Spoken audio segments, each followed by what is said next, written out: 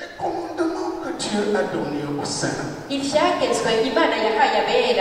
ne sont pas pour les torturer. C'est des voies d'accès que Dieu leur donne pour entrer dans les bénédictions, les grâces divines.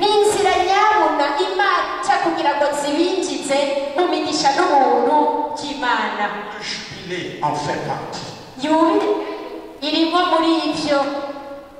Quelque part, il en est même l'aboutissement.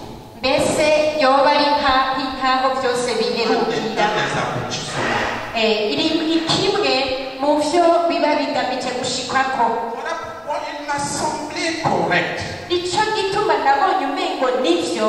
Nous penchons ce qu'est le jubilé.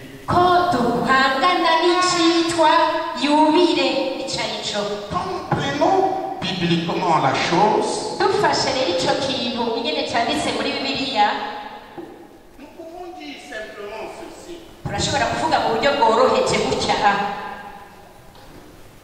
Le jubilé, c'est la fête que le peuple d'Israël, le peuple de Dieu, de l'année de fête, que le peuple d'Israël devait donner à Dieu. L'année de reconnaissance, l'année de louange, l'année d'action de grâce.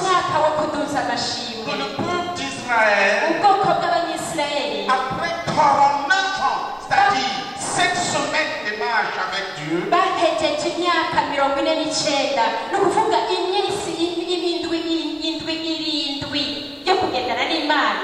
devait rendre à Dieu. Cela veut dire que quoi? Que le peuple de Dieu avait à donner 49 ans. Marchant de manière ordinaire. Après les 49 ans, redémarrer un nouveau cycle avec Dieu.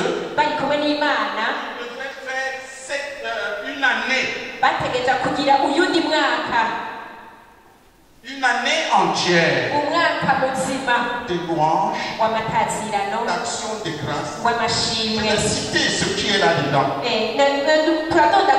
Pour que ce ne soit pas pour nous des mots, mais que tu entres réellement dans les bénéfices du jubilé. Parce qu'un jubilé a réellement lieu. Alléluia. Amen. Lévitique 25. Verset 8.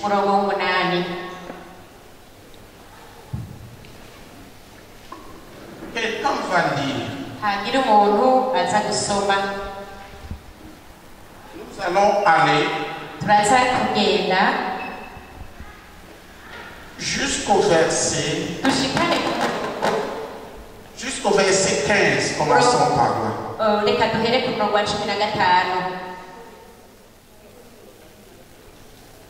Si tu comprends bien ce que le jubilé est, cette année sera pour toi une année charnière, une année de révolution, une année pour entrer dans une dimension de la vie spirituelle que tu pourrais n'avoir jamais connue jusque-là.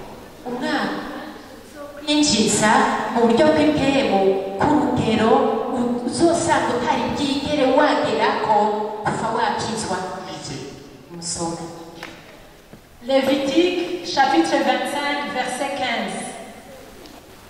Je lis au nom de Jésus. Tu achèteras de ton prochain en comptant les années. Depuis la jubilée, il te vendra en comptant les années de rapport. Plus il y aura d'années, plus tu élèveras le prix. Et moins il y aura d'années, plus tu le réduiras, car le nombre des récoltes qu'il te vend. À partir du verset 15. Non, verset 8 jusqu'au verset 15. Lévitique 25, à partir du verset 8 jusqu'au verset 15. Tu compteras 7 sabbats d'année, 7 fois 7 années. Et les jours de ces 7 sabbats d'année seront 49 ans.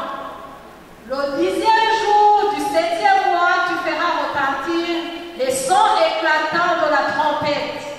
Le jour des expiations, vous sonnerez de la trompette dans tout votre pays. Et vous sanctifierez la 50e année. Vous publierez la liberté dans le pays pour tous ses habitants. Ce sera pour vous le jubilé. Chacun de vous retournera dans sa propriété et chacun de vous retournera dans sa famille. Le 50e année sera pour vous le jubilé. Vous ne sèmerez point. Vous ne moissonnerez point ce que les champs produiront d'eux-mêmes. Et vous ne vendagerez point la vigne non taillée, car c'est le jubilé. Vous le regarderez comme une chose sainte. Vous mangerez le produit de vos champs. Dans cette année de jubilé, chacun de vous retournera dans sa propriété. Si vous vendez à votre prochain, ou si vous achetez de votre prochain, qu'aucun de vous ne trompe son frère. Tu achèteras de ton prochain en comptant les années. Et puis le jubilé, et il te vendra en comptant les années de rapport. Amen. Amen. Abalewi kikabane cha 45 kuva ku murongo wa 8 Jusqu'au verset 13. Surtout jusqu'au verset 13.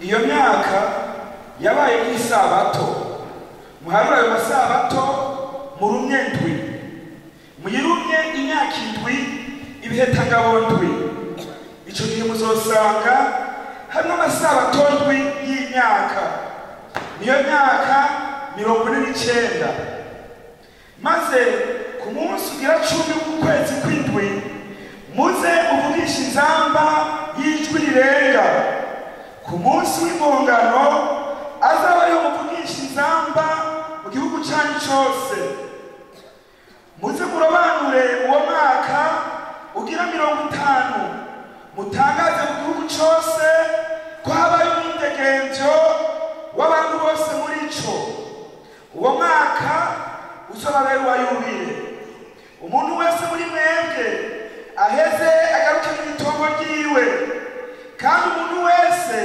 agaruke mu biwabo uwo mwaka ugira 50 uzobabera uwa yubile ntimuze muburimemo canke ngo mwimburire mu bigega ivyimejeje muri bo canke ngo mwimburire inzabibu zo ku mizabibu itatuturiye kuko ari umwaka wa yubile uzobabera uwejejwe muzotungwa n'ivyimeza vyo muri bo vyimejeje mu ndimiro muri uwo mwaka wa yubile umuntu wese muri mwebwe azagaruke mu itongo ryiwe. Amen. Amen. Luc 4, à partir du verset 18. L'Esprit du Seigneur est sur moi, parce qu'il m'a oint pour annoncer une bonne nouvelle aux pauvres. Il m'a envoyé pour guérir ceux qui ont le cœur brisé, pour proclamer aux captifs la délivrance et aux aveugles le recouvrement de la vue, pour envoyer libres les opprimés, pour publier une année de grâce du Seigneur. Amen. Amen. Notez, une année de grâce du Seigneur.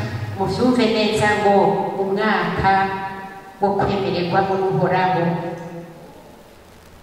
ngo mwemwe uhoraho ari kuri jewe icyo cyatumye arwaruza amavuta kugira ngo mbwire aboro ubutumwa bwiza yagumye kumenyesha abarindwa ko barekuwe n'impumyi ko zihumuka no kubohora abanyagutse no kumenyesha abantu umwaka wo kwemererwamo n'uhoraho. Amen. Amen. Voyez-vous, urabona dans l'Ancien Testament, isezerano rya kera le jubilé yubile se trouve placé à l'issue de 7 fois 7 années. usanga mu mpera z'imyaka indwi inshuro indwi. Notez, mubyandike neza 7 fois inshuro imyaka indwi inshuro indwi nyene 49 ni ukuvuga mu myaka 49 myaka 49 ibi C'est une erreur. kubiyoberwa uba wihetse. Le chiffre 7 ikitigiri indwi parle de la plénitude. kivuga umuzuzo, C'est-à-dire bivuga ngo qu'après avoir pleinement travaillé, warakoze ukongera ugakora bikuzura bigasesekara. ici, c'est la plénitude. C'est-à-dire que le peuple de Dieu s'est donné aha bivuga ngo ubwoko bw'Imana buba bwaritanze à l'issue nyuma de y'ibyo, ces années de travail et de nyuma guerre. y'iyo myaka indwi yo gukora n'intambara, Dieu les fait entrer Imana ikibinjiza dans une année de faveur. umwaka wo kugirirwa neza. Tu comprends ce que je suis en train de dire? nindatahure ivyo ndiko ndababarira, Une année de faveur. umwaka wo kugirirwa iganirwa neza n'Imana. C'est-à-dire une année de bénédiction gratuite. nuvuga ngo umwaka w'imigisha umuntu mbega ataba anemerewe, ataba abereye. Le jubilé est donc l'année de faveur de Dieu. rero yubile ni umwaka wo kubona ikiganza cyiza cy'Imana. Mais si tu enlèves le mot année ariko ukuyeko rirya jambo ngo imyaka, et tu en viens au Nouveau Testament où il parle des saisons, ugaca wigarukira mu isezerano proclamer akaravuga ngo ikiringo cyo la saison de faveur. gutangaza kwamamaza ikiringo cyo kugirirwa neza. Dis à ton voisin, une année de bénédiction. Kiriho mwicaranye uti umwaka w'imigisha, Une année où Dieu prend faveur, donne la faveur à son peuple. umwaka Imana iha ikiganza cyiza ubwoko bwayo. La plupart des chrétiens ne connaissent pas ça. Abakristo benshi ibyo ntavyo bazi. Je dois dire une chose, Reka mvuge ikintu, je vis de la faveur. jewe mbayeho munsi y'ikiganza cyiza cy'Imana. Jewe ngira ikiganza cyiza, Et je ne fais rien pour ça, je fais même des choses contre ça. kandi mumenye ntacyo mba nakoze ku Je bw'ivyo, parle tel que, mbere hari aho mba nahushije n'ivyo, ariko mbaho ku buryo les gens peuvent avoir envie de me lapider. ku buryo abantu bifuza ahubwo kubinyaga, bifuza no kunkuraho kuko mbayeho mu kiganza cyiza cy'Imana. Qui comprend ce que je suis en train de dire? Nindataho ivyo ndiko ndababwiye. C'est à cela que Dieu t'appelle à Nivyo partir de cette nivyo année. nawe Imana iguhamagariye uhereye ubu. Fini des années de struggle. Gwahetse iyo myaka yose y'ubutame, Taille, intestine, veine. gatama wuruha, inutile. urushwa n'ubusa. Dis à ton voisin la faveur. Gira uwo mwicaranye uti ikiganza cyiza. Lève-toi, dis à l'autre, Haguruka ubibwire n'uwundi c'est la saison des faveurs. uti ni ikiringo cyo kugira ikiganza cyiza Dieu cy'Imana. nous est favorable. Uti Imana iduhaye kwemerwa no kugurirwa neza nayo. C'est une saison de faveur. Ni ikiringo cyo kugira ikiganza cyiza cy'Imana. Nous ne dépendons plus de ce que nous avons. Nous ne dépendons plus de ce que nous sommes. Nous dépendons de Dieu. Ntibikivanye n'ivyo turi, n'ivyo dufise, n'ivyo dukora. La Oya, faveur. ikiganza cyiza cy'Imana. La faveur. Ikiganza cyiza La cy'Imana. faveur. Ikiganza cyiza La cy'Imana. faveur. Ikiganza cyiza cy'Imana. La faveur. Ikiganza cyiza cy'Imana. Applaudissons pour Jésus. komera amashyi menshi umwami yesu Qui a proclamé pour nous une année de faveur. dukomera amashyi menshi kuri icyo kiganza umwaka w'ikiganza cyiza Applaudissez pour Jésus et sonnez les trompettes.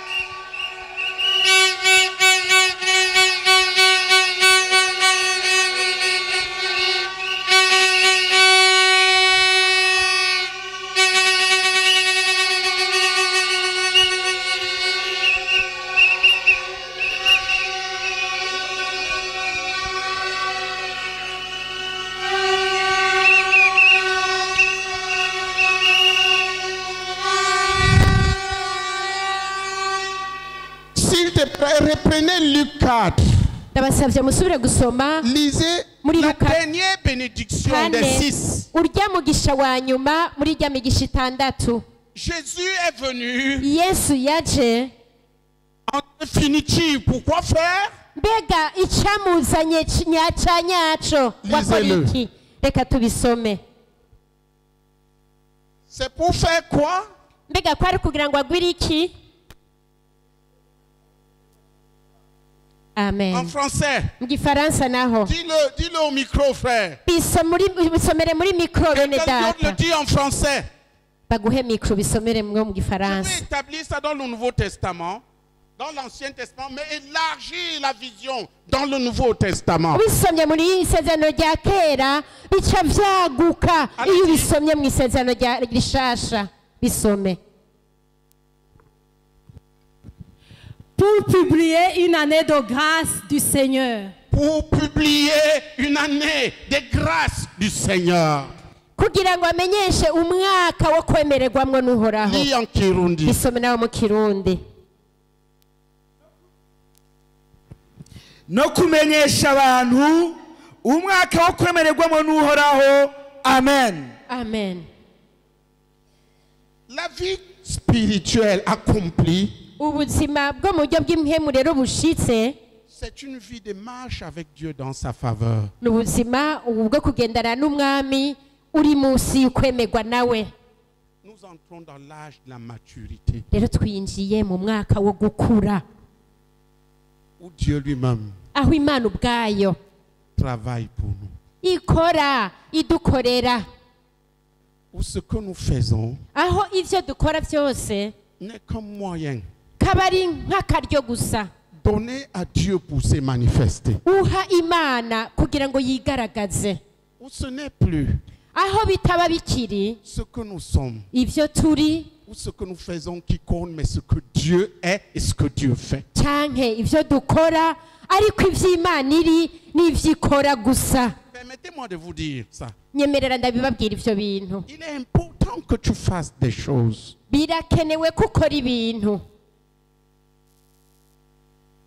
Mais le but est qu'à travers ce que tu fais, ariko intumbero ikaba ko ivyo ukora biciye mu vyo ukora Dieu accomplisse ses faveurs. imana nayo yishitse uku kwemera kwayo Qui comprend ça? nindatahura C'est que Dieu se manifeste. nuko imana yigaragaza Maintenant, ubu rero nous définissons donc rero hatudondoye l'année de jubilé umwaka wa yubile comme l'année des faveurs de Dieu, umwaka wo kwemerwamwo n'imana l'année de grâce, umwaka w'ubuntu l'année de bénédiction gratuite. umwaka w'imigisha mbega turonka ku buntu Et il y a plusieurs bénédictions qui sont attachées à cette année-là. kandi hari imigisha myinshi ifatanye n'iyo mwaka nyene J'aimerais vous dire une chose. nari nifuza kubabwira ikintu Qu'avant que la Bible dise que Jésus proclame l'année des faveurs, il a d'abord dit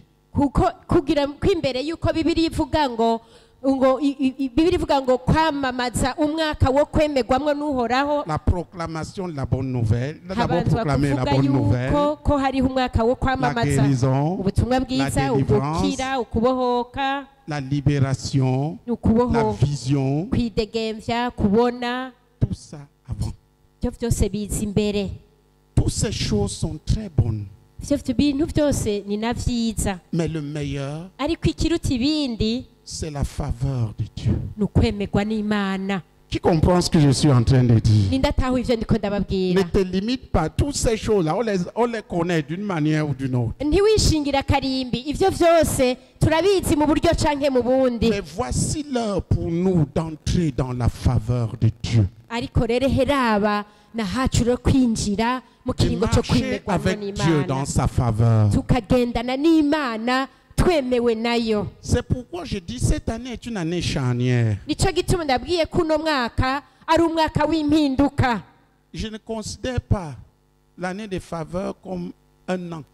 simfata ko umwaka wo kwemerwamo n'imana ari umwaka umwe Mais comme une saison ariko nk'ikiringo pendant laquelle ico kiringo naco le peuple de Dieu baigne dans les faveurs de Dieu. ni ukuvuga ngo twoga mu kwemerwa no mu kiganza ciza c'imana Qui comprend ce que je suis en train de dire? nindabitahura ivyo ndiko turavuga Une saison, ikiringo une période de temps ni ukuvuga ngo ibihe ni pendant laquelle Dieu manifeste sa faveur à son peuple. ikiringo cose imana ifata kugira ngo igaragarize ubwoko bwayo ukubemera En prenant donc cette année charnière, dufashe rero uyo mwaka w'impinduka parlant de jubilé, tukiriko turavuga yubire je dois m'attendre à quoi? mbega none nokwitega iki S'il vous plaît, suivez bien. ndabasavye mukurikire neza Parce que plusieurs bénédictions sont liées au jubilé. kuko hari imigisha myinshi ifatanye na yubire Dieu ne commande rien pour rien.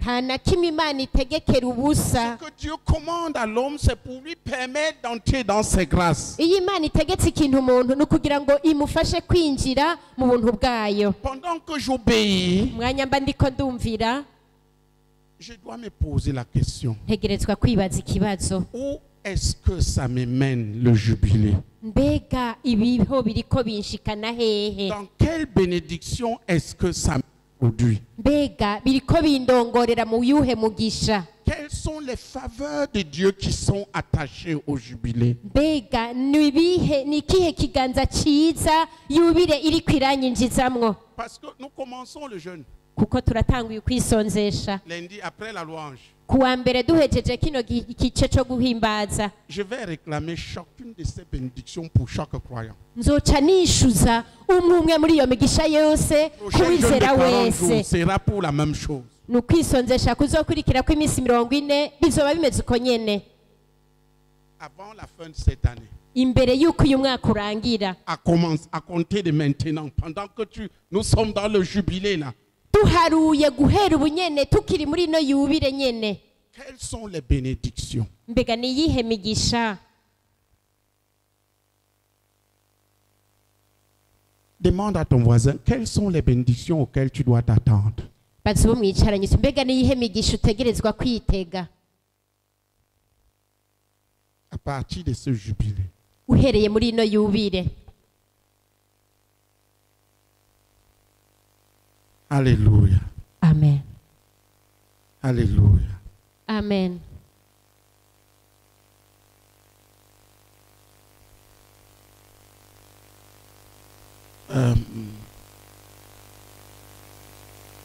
Lisons. dusome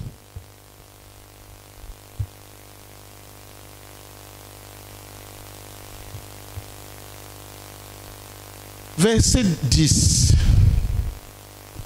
De cette manière, vous manifesterez la 50e année.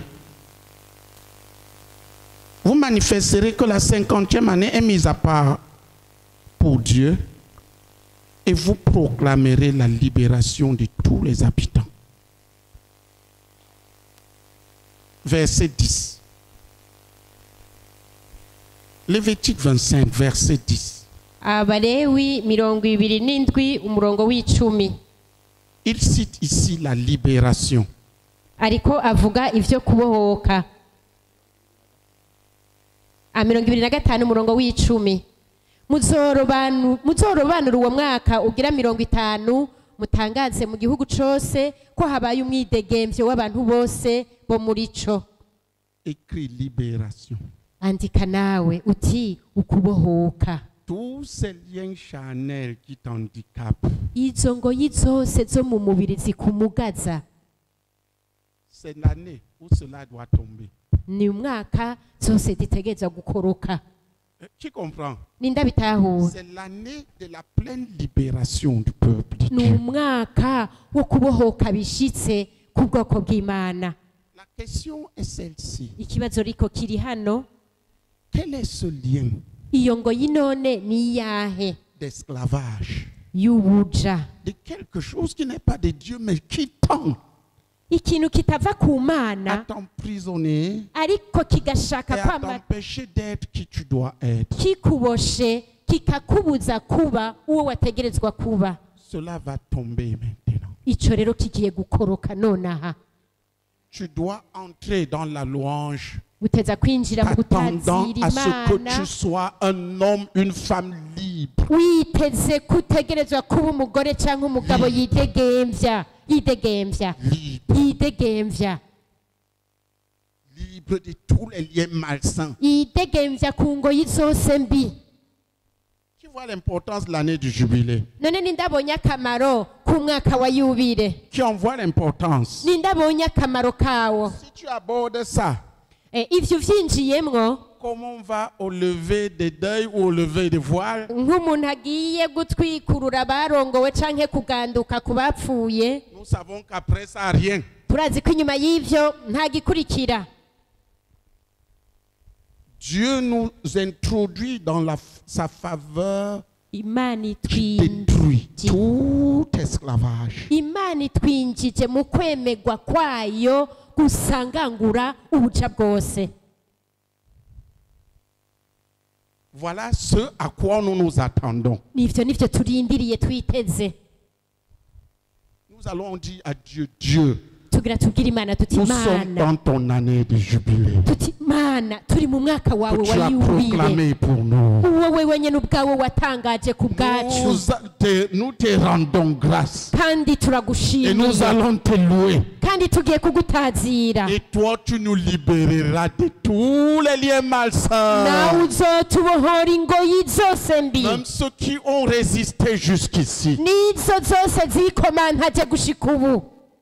Qui reconnaît qu'il y a dans sa vie des Ni- liens qui ni- sont restés malgré ses efforts de vouloir en sortir. Ninde yemanga Lève la ati main. by'ukuri muri jewe Choses qu'il hariho n'aime pas. ingoyi Ils sont zikomantaje mauvaises, uko nitanywaye Quoi ko qu'ils fassent, ils byose, sont attachés à lui. ati ibyo nakoze byose zangumyeko. C'est le moment. Ubu rero harageze. Mhm. Lève-toi, remercie Dieu pour le jubilé haguruka rero ushima Imana ku bwa yubile et pour ce que son heure est venue no kubona isaha yayo yashitse pour te libérer gratuitement kugira ngo ikubohore ku buntu de tous les liens malsains ingoyi zose mbi, et libérer son peuple de tous les liens d'esclavage. ibohora ubwoko bwayo ingoyi zose z'ubuja. Prions ensemble. Reka twese dusengere hamwe. Proclame. Atura wongere wature, Son temps est venu igihe cyayo cyageze, et c'est maintenant pour ta pleine libération. kandi n'ubu nyene ukubohoka kwawe kuzuye, Pour te faire entrer dans la liberté des fils de Dieu. maze kwinjize mu mwidegemvyo w'abana Pour b'Imana, faire tomber tous les entraves kugira ngo itorore que l'ennemi a placées. intambamyi zose umwansi yagiye arashiraho. S'il nous plaît, parlons à Dieu, disons-lui que nous le remercions pour cette année, Ndagusavye uvugane n'Imana uyibwire ko tuyishimiye ku bw'uno mwaka pour son engagement no ku bw'ingingo Imana yafashe à nous libérer yo kutubohora de tout lien d'esclavage pendant que nous le louons. ingoyi zose z'ubuja umwanya natwe tuzoba turiko turayitazira. Quelques-uns viennent louer le Seigneur pendant que les frères viennent prier, pendant que les frères prient ensemble. hagire n'abaza ngaho imbere gusenga umwanya bene data bazoba bariko barasengera aho bahagaze.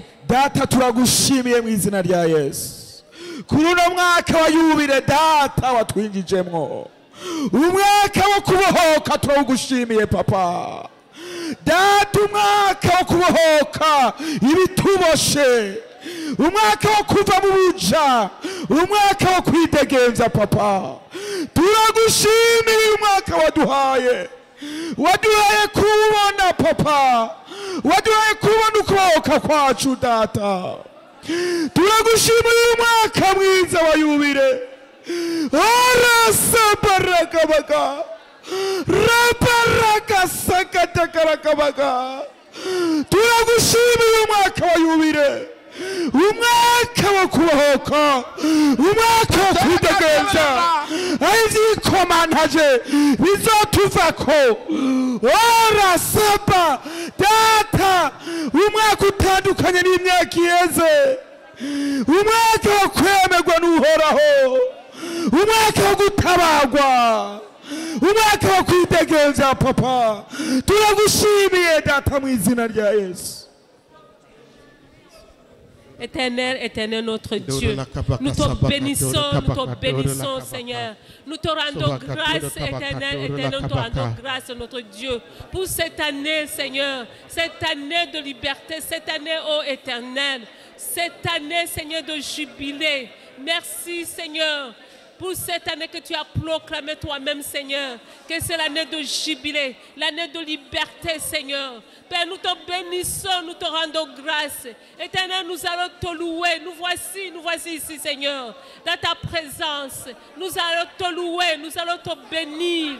Nous allons te bénir. Seigneur, nous allons élever ton nom saint et glorieux. Et toi, Père éternel, tu vas nous libérer de tous les liens malsains par lesquels le diable nous a liés depuis. Oh éternel, notre Dieu, tu vas nous rendre libres totalement, Seigneur, afin que nous jouissions, oh éternel, de toutes les bénédictions des fils de Dieu et des filles de Dieu. Béni sois-tu, Seigneur. Merci beaucoup parce que tu feras, Seigneur, au nom de Jésus-Christ. Amen.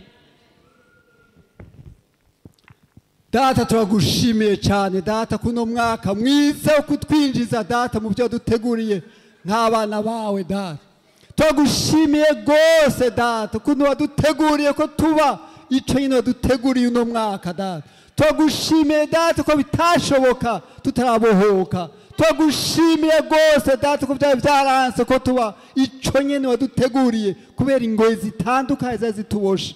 Oh data turagushimiye ko rero wahisemo kandi data kutubohora data tukabidegenza ku ngoyi imwe yose umwe wese mu ngoyi yiwe imufoshe data turagukengurukiye cyane kuzobikora data turagushimiye gose kuno mwaka w'itanguro data intango nziza uduhaye data kugira ngo data tube abonyene wateguye ko tuba nushimwe cyane nushimwe gose mu izina rya Yesu Kristo. Amen. Papa, nous te bénissons, nous t'exaltons, nous te rendons grâce. Oh papa, nous te disons merci pour cette année extraordinaire. Cette année, papa, une année pas comme les autres.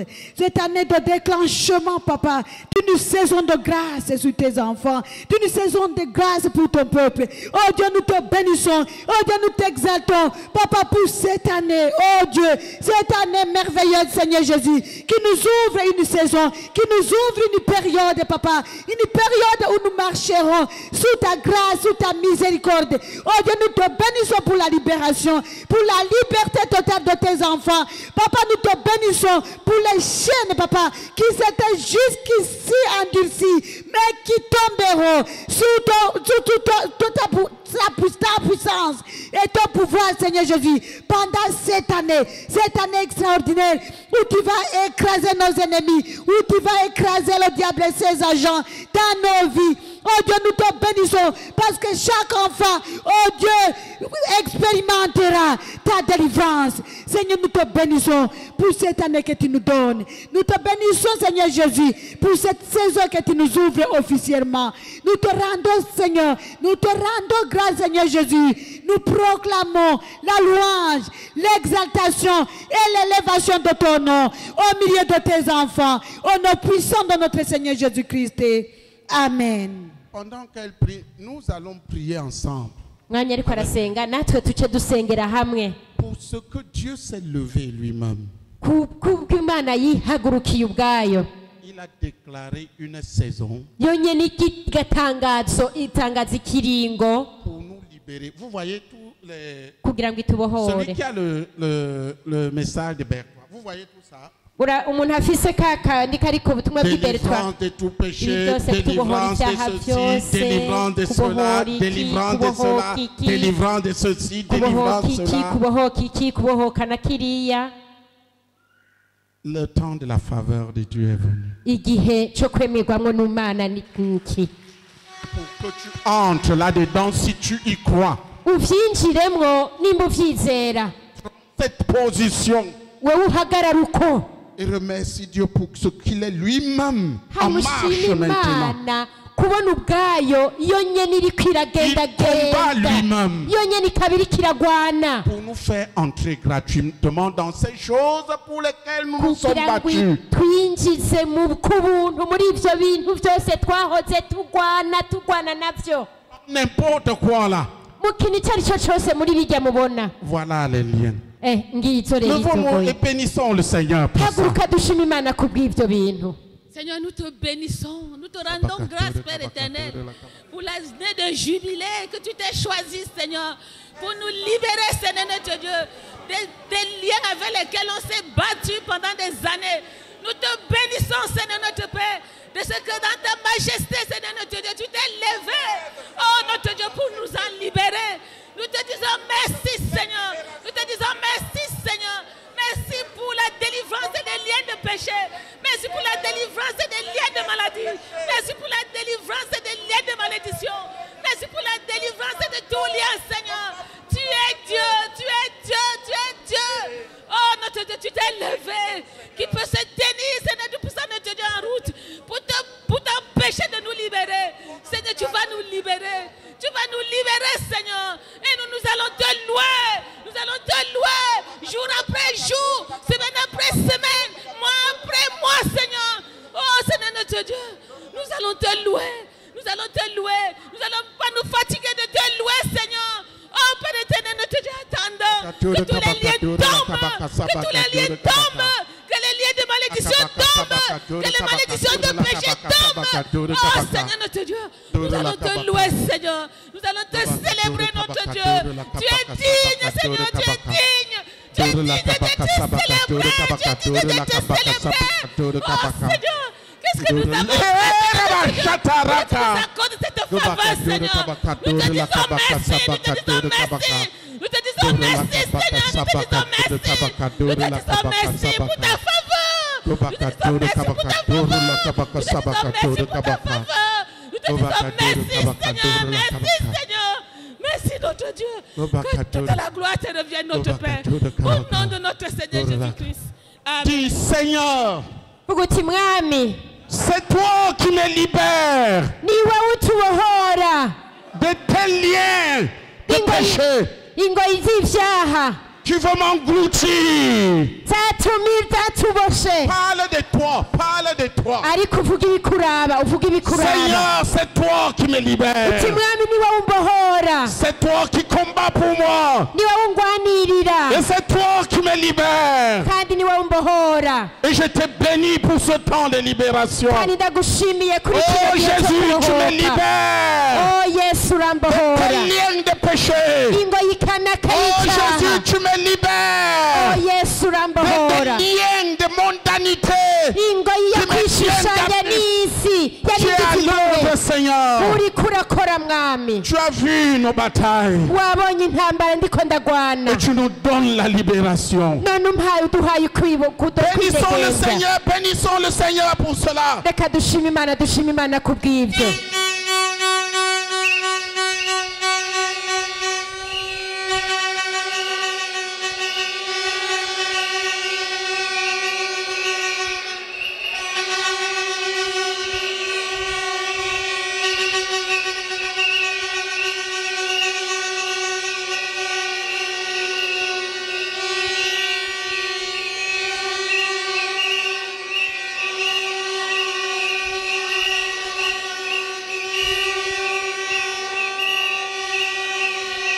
Kabakadore, kabakadore, la kabaka.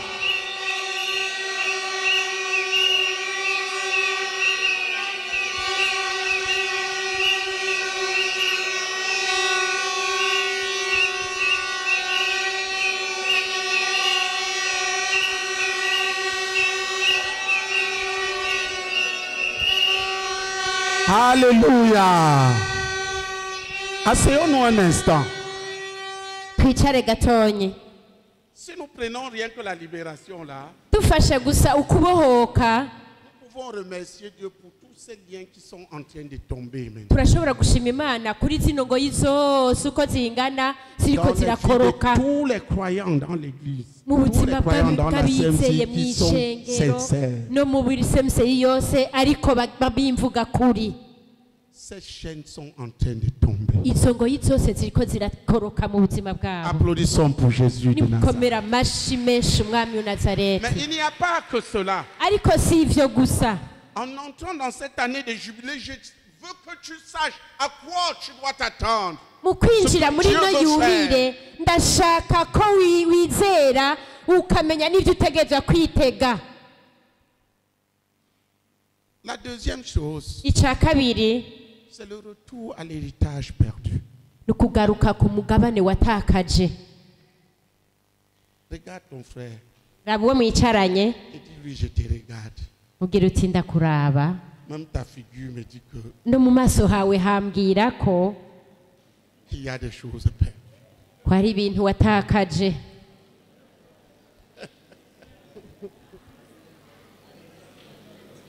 Est-ce que vous comprenez ça? mbega muriko murabitahura? Les années perdues. imyaka yatakaye Dieu veut te les faire rattraper. Imana ishaka gusubira kandi kuyiguha. Des forces perdues. inkomezi watakaje. Un jour, je courais avec les jeunes gens pour aller vers Gatumba. umunsi umwe nariko ndiruka ndi kumwe n'imikangara turiko tuja mu Gatumba, Je ne me rendais pas compte que les années étaient passées. sinabona ko imyaka yari maze kunsiga. Arrivé quelque part, on devait sauter le caniveau. kuko ari ahantu twageze hariho umugazo twategerezwa gusimba. Ces enfants sautaient pas. nkabona abana bo basimba ngo Je suis arrivé là-bas. nanjye nshitse kuri uwo mugazo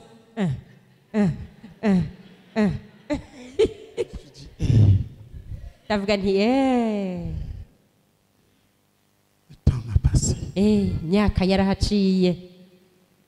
Mais écoute, frère, mviriza bene data, Dieu Imana veut te ramener les années perdues. Les Imana années ishaka qui ont été kugusubiza ya gaspillées. myaka watakaza n'imyaka wapfishije ubusa, Les opportunités perdues. n'uturyo twose watakaje. Le retour dans l'héritage, dans ton appel. kugaruka mu mugabane plusieurs wawe ont no mu perdu la muhamagaro vision. wawe n'iyerekwa Ils ne savent même watakaje. plus d'où ils viennent et où ils vont. abantu batazi iyo bavuye n'iyo bagiye. Voilà l'autre bénéfice de l'année de jubilé. niyo nyungu yindi y'uyu mwaka wa yubile. Dis à ton voisin, kiri wo mwicaranye Dieu te ramène dans Tiens. ton héritage perdu. uti Imana irakugarukanye mu mugabane wawe watakaje. Voilà ce à quoi tu dois t'attendre. n'ivyo rero nivyo utegerezwa kwitega. Et quand nous tournons le dos là pour dire que nous entrons dans le jeûne, Eh, simple, Dieu, c'est l'année de jubilé. raba gusa uhindukiye gatonyi winjiye mu kwisonzesha ti Imana Combat pour nous. ngwanirira unsubize mu mugabane wanje. Restaure chacun d'entre nous dans son esprit. nagura umwe wese umunagurire mu mugabane wiwe. Par nos fautes, biciye mu makosa yacu nous sommes rendus malheureux. twigize abantu bagowe. Seigneur, toi, ramène-nous mwami wewe tugarukane, à l'héritage tugarukane mu mugabane wacu que tu m'as préparé pour ta gloire. utangenerwa nteguriye ku bw'icubahiro cawe. Qui comprend ce que c'est l'année de jubilé? ninde rero ariko aratahura icari c'umwaka wa yubile? Qui comprend? ninde abitahuye? Et je voudrais vous dire, frère, kandi ngira ndabwire bene data, on a mené une marche très ardue. ni ukuri twagize urugendo ruruhije. Maintenant, ubu rero c'est l'année où tous ceux qui ont été sincères et ont persévéré ni umwaka aho abantu babaye imvuga kuri hanyuma sont bakaramiriza gratuitement ramenés dans leur héritage. mu buntu bazoheza bagarukanwe mu mugabane wabo. Je suis gratuitement ramené dans mon héritage. ku buntu gusa ngarukanywe mu mugabane wanje. Et toi, weho dis-le, bivuge voici l'année où Dieu me restaure uti nguyu mwaka Imana inaguye dans tous tout ce que l'ennemi m'a volé. ikanagurira mu vy'umwansi yari yaranyivye vyose. Que j'ai cédé par mes propres actes inconsidérés. Nari narahesheje ndabibona. Seigneur, je te bénis pour cette année. Ariko mwami ndagushimiye kubw'uno mwaka. Parce que tu me ramènes. Kukurangarukanye. Retenez bien ces choses. Ivyo bintu mubifate neza. Durant cette année, Muri uno mwaka, voilà, pas seulement cette année, je voudrais dire cette année selon le langage que nous avons adopté. si uyu mwaka gusa, mvuze nti uyu mwaka bivanye n'imvugo twari tumenyereye. Les années passées, nous avons connu la délivrance, Imyaka iheze twarinjiye mu kubohoka, mu gukira, l'ouverture des yeux, c'est-à-dire la foi, les actes de foi. ainsi de suite. kuguruka amaso mu kwizera no mu bikorwa biranga ukwizera. Mais cette année-ci, Ariko uyu cette mwaka saison rero est la saison où Dieu lui-même ni kiringo Imana ubwayo marche devant nous, itugendera imbere, marche avec nous ikagendana natwe, et marche après nous. ikagendera inyuma yacu.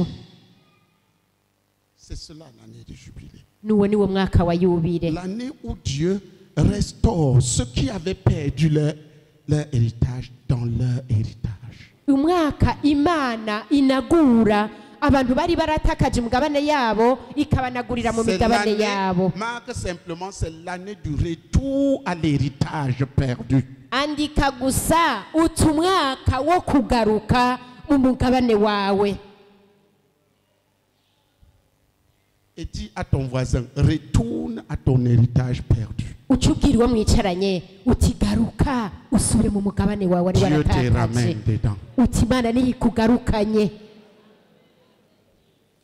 Crie juste.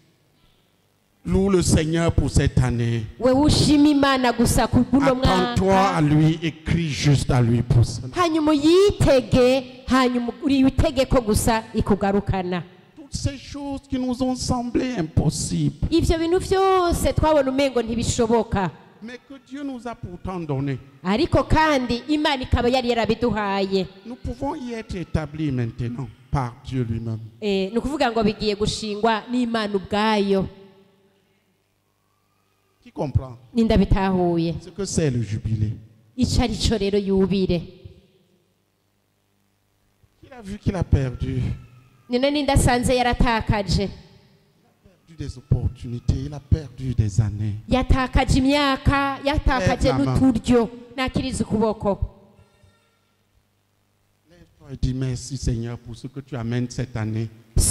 haguruka rero bwira Imana uti Imana ndagushimiye kubona iyo myaka uyinsubije. Je reconnais que j'ai perdu ceci, Ni ukuri ndemeye ko kino nagitakaje, cela. nakiriya naragitakaje, Mais voici ton année de faveur. ariko heraba umwaka wo kwemegwamwo nawe. Toi-même, tu es à l'œuvre pour me ramener Wewe nyene ubwawe uri ku kivi dans ceci kugira ngo que tu m'avais donné ungarukane muri bijya wari et warampaye. que l'ennemi m'a volé. Umwansi nawe Et akaba que yari j'ai perdu, yarabinyivye, Seigneur. haba narabitakaje. Parle à Dieu. Vugana n'Imana. Bashanda rakakara bashata. Gobasura la katara. Rala kotara libahala. Kazina hala kashata badora. Sove katarole babomoko katena. Ketarolo bombera la nyahili kata. Subina katara zabobakina lina keta. Subina katarola kaba. Kata kaba shada raka. Kaba kata karala kaba kashanda. Peut-être au lieu de grandir dans la foi, tu as progressivement perdu ta foi. Bishoboka ko wagumye wari warakuze mu kwizera ari kubandanya usubira mu Peut-être au lieu de kwizera. grandir dans le ministère, tu as progressivement perdu ton ministère. Bishoboka ko wari warakuze mu murimo wawe mu ibango ryawe ari kubandanya utakaza Peut-être au umurimo lieu de wawe. grandir dans les relations, tu as progressivement perdu des relations. Bishoboka ko wari wagize imigenderanire iri kubandanya utakaza iyo migenderanire. Peut-être au lieu de grandir dans des dons, tu as progressivement perdu les dons. Bishoboka aho gukura mu gutanga ahubwo wabandanije utakaza mu gutanga. Voici le moment de crier à Dieu. ngaka kanya rero ko gutakambira Imana. Oh Dieu, c'est toi qui combats pour moi. Oh Mana, niwe uri kurangwanirira. C'est toi qui me restaure dans l'héritage. Niwe uri kuranagurira mu mugabane wanje.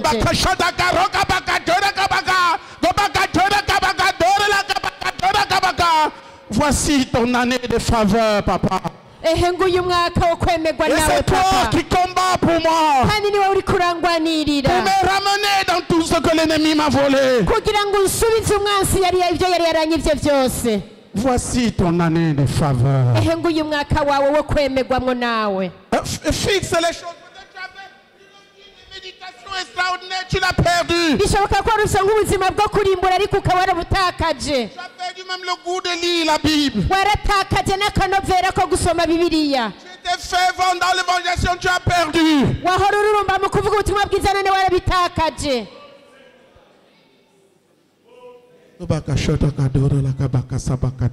Bénis le Seigneur qui te restaure. Shima Imana rero ikunaguye. Dis-lui, c'est papa, c'est toi-même qui combats pour moi dès ce moment. Mubwira uti data ni wowe nyene ni C'est toi qui me ramène dans mon héritage. Ni wowe nyene uri kuransubiza C'est mu toi qui me mugabane ramène wanje. dans ma vie de méditation flamboyante, papa. Ni wowe uri kuransubiza mu buzima bwanje bwo kurimbura data. Toi qui me ramène dans la foi téméraire que tu m'avais accordée. Ni wowe uri kuransubiza mu kwizera kutayigarika warandaye. C'est toi qui m'établis dans mon héritage. Ni wowe uri kuranshinga mu mugabane C'est toi, wanje. papa, c'est toi qui le fais. Ni wowe data, ni wowe uri kurabikora. Obakadoro kabakadoro la kabaka sabakadoro kabaka. Doro la kabaka sabakadoro kabaka. Doro la kabaka sabakadoro kabaka. Doro la kabaka sabaka. Dobakadoro kabakadoro la kabaka sabaka. À ce moment, si les gens ont besoin de parler à Dieu, Muri umwanya abantu bateza ko bariko baravugana n'Imana. c'est toi qui me restaure. Mubwira uti ni wowe unagura. C'est toi qui me ramène dans mon héritage. Uti ni wowe uri kuransubiza mu mugabane C'est toi, wanje. papa, c'est toi, c'est toi. Uti ni wowe data, ni wewe, ni wewe, ni wewe. Parce que je l'ai perdu, parce que malgré tout ce je n'arrive pas à y rentrer. Uti no wisubizamo kuko narabitakaje sinkibashije Parce kubisubiramo. que c'est ton année de faveur. Kuko n'umwaka wawe wo kwemegwamo Tu nawe. me ramènes, papa, tu me ramènes. Urangarukanye Tu me ramènes dans urabisubijemo. tout, dans mon héritage perdu. Urangarukanye mu mugabane wanje nari naratakaje. Ni wowe ungarukanye. Ni wowe usubiza mu mugabane. Ni wowe data, ni wowe data, ni wowe data. Ni wowe utugarukanye n'ungarukanye mu mugabane nari naratakaje. Ni wowe gusa data, ni wowe wenyine uri kurabikora. Saisis-toi à nouveau de tout ce que Dieu a eu à te donner. Ongera ucakire biriya byose Imana yari yarigeze kuguha. Et dis-lui, Seigneur, je crois. Uyibwira uti mwami ndakwizeye. Et je reviens dedans, je reviens dans l'héritage que tu m'as donné. ndayigarutsemo ndagarutse mu mugabane wari warampaye. Ndagarutse. Obakadoro kabakadoro la kabaka. Sobakadoro kabakadoro la kabaka. Obakadoro kabakadoro la kabaka. Sobakadoro kabaka. S'il y a ceux qui veulent remercier le Seigneur, qu'ils viennent. Nimba hari abantu bumva boza gushima Imana hano imbere baze bakenye. Doro la kabaka, sabakadoro kabakadoro la kabaka.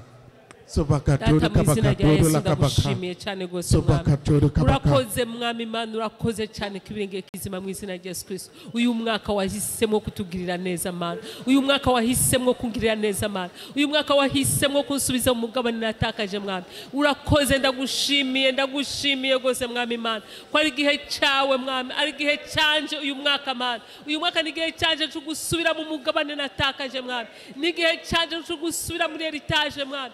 Data ndagushimiye rwose mu izina rya Yesu Kristo. Ndagushimiye ko ari igihe cyo kujanjagura ingoyi zose mwami, zamboshe rwose mwami. Data ndagushimiye cyane rwose mu izina rya Yesu Kristo. Nuhabwe icyubahiro mwami. Ndakiriye mwami, ndakiriye umugabane, ndakiriye imigabane yose natakaje mwami, mu buryo bw'umubiri imigabane natakaje, mu buryo bw'impwemu imigabane natakaje mu izina rya Yesu, mu buryo bw'ubutunzi imigabane natakaje yose mwami, byose ndavyakiriye uyu mwaka mwami. C'est mon année de libération, c'est mon année de liberté Seigneur. Merci infiniment, merci grandement Seigneur, merci beaucoup Seigneur notre Dieu. Umwaka ntazigira nibagira, ndagushimiye cyane kuko uri kurakora kandi uzogumuko gukora mwami ndagushimiye ku byo umaze gukora n'ibyo ukugiye gukora byose nzobibona ndabibonesha amaso yanjye ndabikoreko n'amaboko yanjye ndagushimiye cyane umva gushima kwanjye mu izina rya Yesu Kristo amen.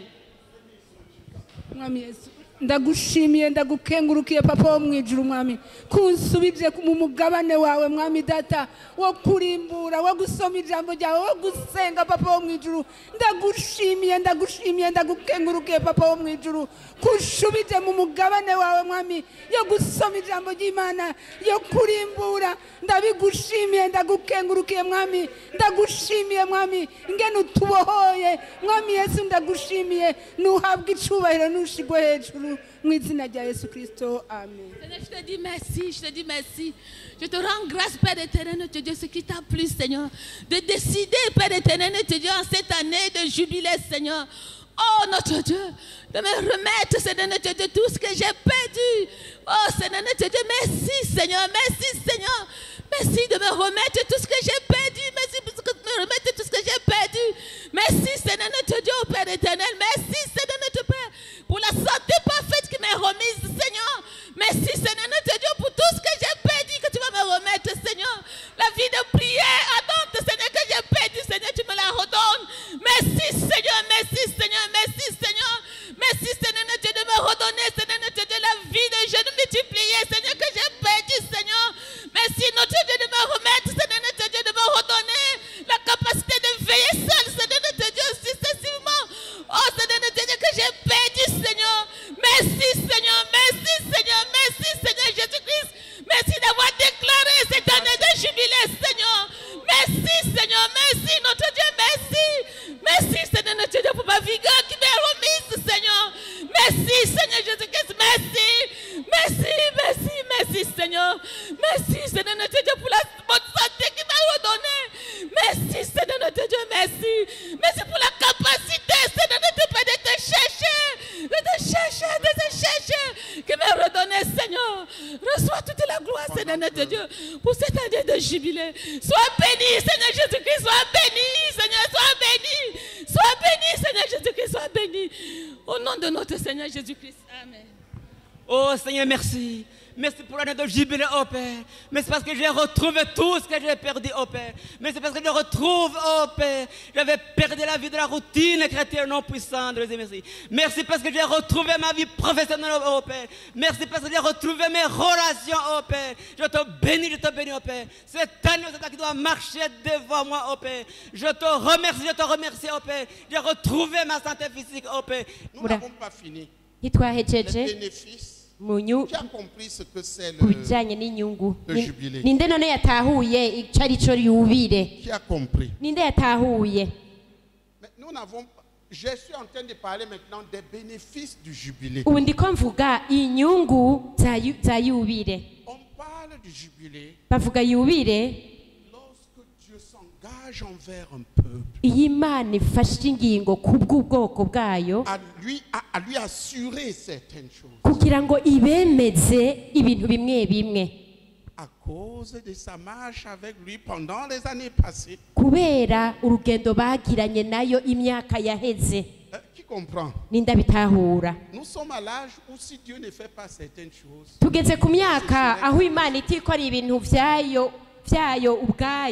parce qu'on multiplie, ça s'élargit.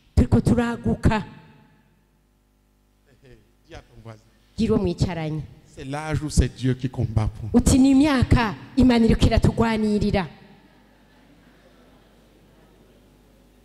Vers le début de cette année,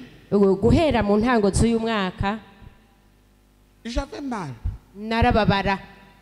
Et je priais. Et j'ai saisi Dieu. Je ne savais pas encore à propos du jubilé.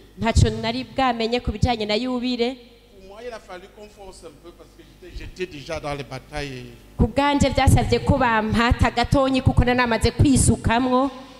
Quelqu'un a dit que je suis comme le moteur diesel.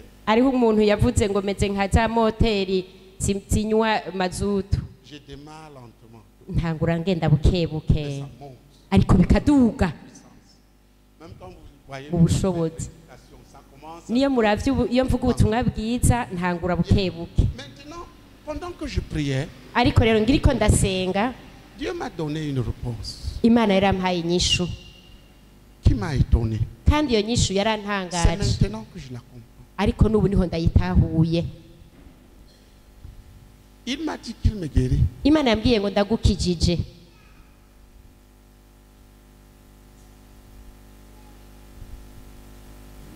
Et il m'a dit que ça va se manifester à une période. Imana imbwira ngo bizogaragara ku gihe kinaka. Amen.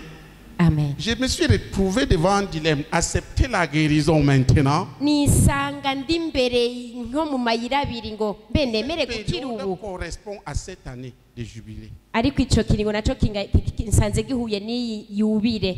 Loue Dieu pour ton retour. Shima Imana rero kukugaruka kwawe. Il va me donner la santé. Imana yambwiye ngo nzoguhamagara. Un nombre d'années pour le servir. Ngo imyaka sans maladie. minaka kugira ngo nkorere utagwaye. Mais la période couvre toute l'année. Ariko ico Qui kiringo comprend? rero ni umwaka wose Je n'ai pas nindabitahuye. encore compris le principe de l'année de jubilé. Sinari bwatahure umukorere wa yubire C'est umwaka wa le yubire. retour à la santé que j'ai connue en Christ. Ni ukuvuga rero ngo ngarutse ku magara meza namenye muri Kristo. Le retour à la jeunesse. Ni ukuvuga ngo kugaruka ku busore bwanje. Dis Amen. Yishura uti amen. Vous allez vous rendre compte Muzosanga que nous avons désiré, soupiré, travaillé pour ibintu s'établir dans nos vies. twifuje tugahuzagizwa turondera tugakorera imyaka n'imyaka C'est Dieu qui nous les donne. n'Imana niyo ibiduhaye Et c'est gratuit. kandi ni ku buntu. Dis cela en réponse à tous ces prières, tous ces jeûnes. nk'inyishu y'ayo masengesho yose nuko kwisonzesha kose. Dis à ton voisin. Kiriwe mwicaranye. C'est Dieu qui te ramène dans notre héritage. Uti ni Imana niyo ibidusubije ikabidusubiza mu mugabane wacu Et c'est gratuit. kandi ni ku buntu. Nous, le Seigneur avec nous. Rero fatanya natwe dushima Imana. Marchons avec lui. Reka tugendane nayo. Ces choses s'établissent d'elles-mêmes. Ivyo bintu vyayo birashinzwe ubwavyo. La libération. Ukubohoka. Les deux choses que j'ai déjà données, la libération Vya bintu bibiri namara kubabwira ukubohoka et le retour à ton héritage. n'ugusubizwa mu mugabane wawe wari waratakaje. Je repose la question, qui a vu qu'il a perdu beaucoup de choses le long du chemin? Reka nsubire ndababaza ikibazo, ninde asanze hari ibintu yatakaje muri uru rugendo twariko Que le turagira, diable lui a volé. ibintu umugwanizi yari yarakwivye. Jean-Paul, viens. Mwene data Jean Paul azi, Lève-toi encore. subira kandi uhaguruke Remercie Dieu pour ce que c'est le temps de ta restauration. ushima Imana kubona iki gihe ari cyo gihe cyawe cyo gusubizwa ivyo bintu byose, kandi usenge wizeye. Merci parce que tu me ramènes Ushima Imana uti Imana ndagushimiye kubinsubije, dans l'héritage perdu. kunsubije mu mugabane wanje nari naratakaje. Data ndagushimiye, ndagusavye waguruka usenge. Umurongozi avuze ati haguruka usenga no kwizera. Data ndagushimiye kandi ndagukengurukiye papa mu izina rya Yesu Kristo. Data kutugarukanye, data mu mugabane twari twaratakaje papa. Data turagushimiye kandi turagushize hejuru. Data uratugarukanye, data urangarukanye ubwanje papa. Data kuvyo natakaje ino myaka yose, data ariyo vyinshi vyagiye biratakara mu buzima bwanje, none urangarukanye papa. Ndagushimiye data, ndagukengurukiye data, ndagushize hejuru. Mwami nuwabwa icubahiro data, nuwabwa amashimwe data, kutugarukanye papa. Data mu mugabane data twari twaratakaje, mwami turagukengurukiye. Turi ngaha imbere yawe kugira ngo tugushimire, turi ngaha imbere yawe kugira ngo tugutazire, turi ngaha imbere yawe kugira ngo tukubwire tuti warakoze data, warakoze data, warakoze data, warakoze mwami, warakoze. Icubahiro data n'amashimwe data vyose nibikugarukeko mu izina rya Yesu Kristo tubisenze, amen. Yesu ashimwe. umurongozi acaje kutubwira ko imana uno mwaka iratugarukanye. Yesu ashimwe cyane, kuko ari urashobora kugumubona ngo ni ibintu bizoza ego, ariko imana yahejeje kubikora. Yesu ashimwe cyane, Yesu ashimwe cyane. Mu buzima bwawe bw'imwemu imana yakugarukanye mu mugabane watakaje.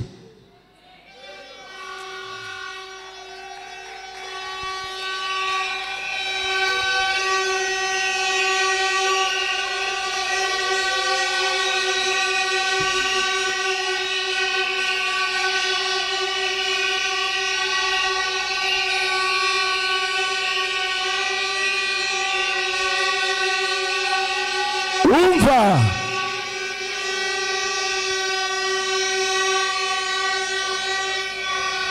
mu gikorwa ukorera imana, za ngabire zose zari zarazimye zaratakaye muri uno mwaka wa yubile, imana irazikugarukanyemwo mu izina rya Yesu.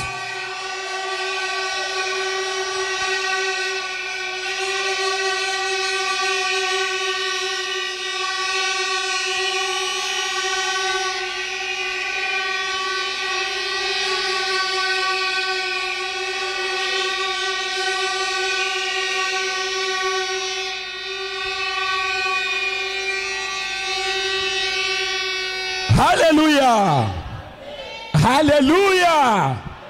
Mu buzima bwawe bw'akazi, mu buzima bwawe bw'akazi, ama promotion watakaje, imishahara yategerezwa kuduga watakaje, ibintu bijya na biriya watakaje. Mu buzima bwawe bw'akazi imana ikugarukanye mu mugabane wawe watakaje muri uno mwaka 2025. Haleluya, haleluya,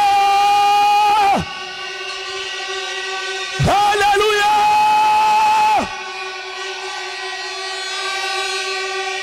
Haleluya.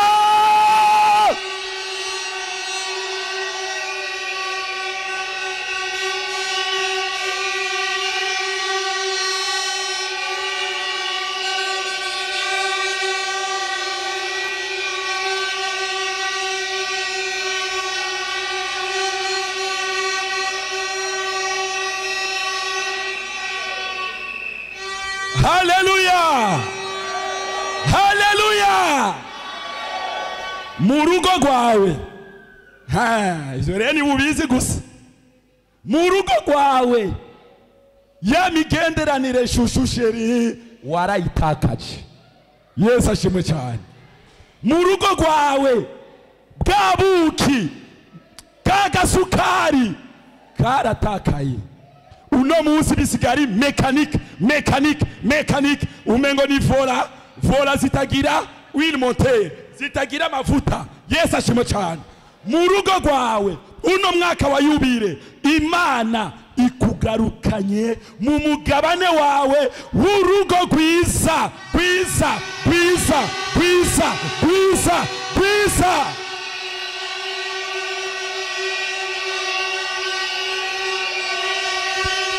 Korobaka sabaka roko shite karobaka sabaka robaka robaka sabaka ro shite karoko rokote roko sabaka roko shite karobaka robaka teka robaka robaka robaka robaka robaka korobaka sabaka jorobaka rokote kasabaka korobaka sabaka jorobaka roko korobaka sabaka jorobaka korobaka sabaka jorobaka roko.